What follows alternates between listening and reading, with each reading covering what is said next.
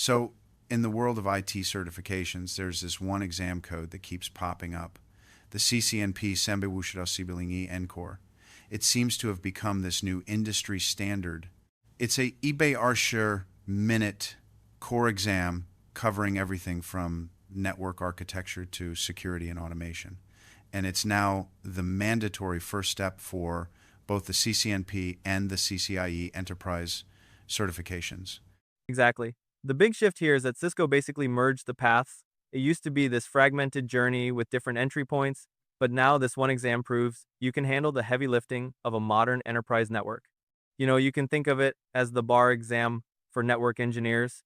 The Sanbe Wushida Sibalingi isn't just an exam, it's a two-for-one ticket that qualifies you for professional status and the expert level CCIE lab at the same time. I see. So it's the foundation for everything that follows.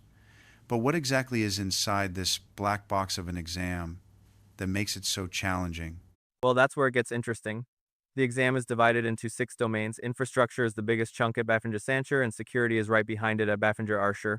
But what really stands out is the inclusion of automation and virtualization, which together make up a quarter of the total score. A quarter of the exam? That seems high for topics that used to be considered specialized. That's the modern part of it. Cisco is clearly signaling that the days of manually configuring every single router through a command line are dying. They want engineers who can think in terms of software-defined networking and programmability.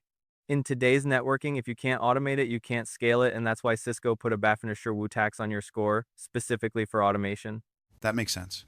And here's the real aha moment. Look at the weight for virtualization. It's not just about physical hardware anymore.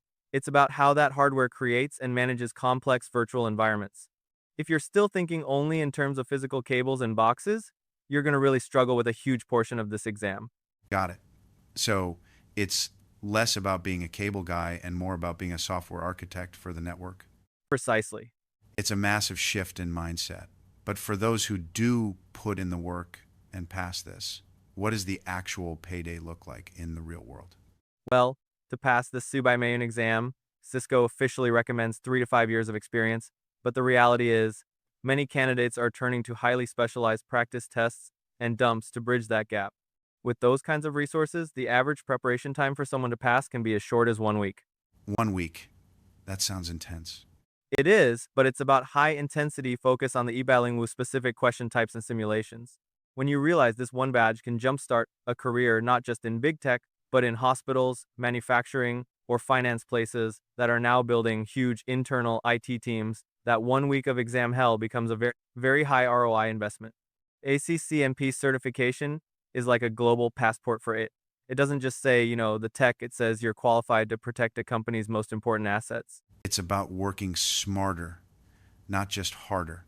Let's wrap this up with the essential takeaways for anyone staring down the Sambe Wushidao Sibelingi.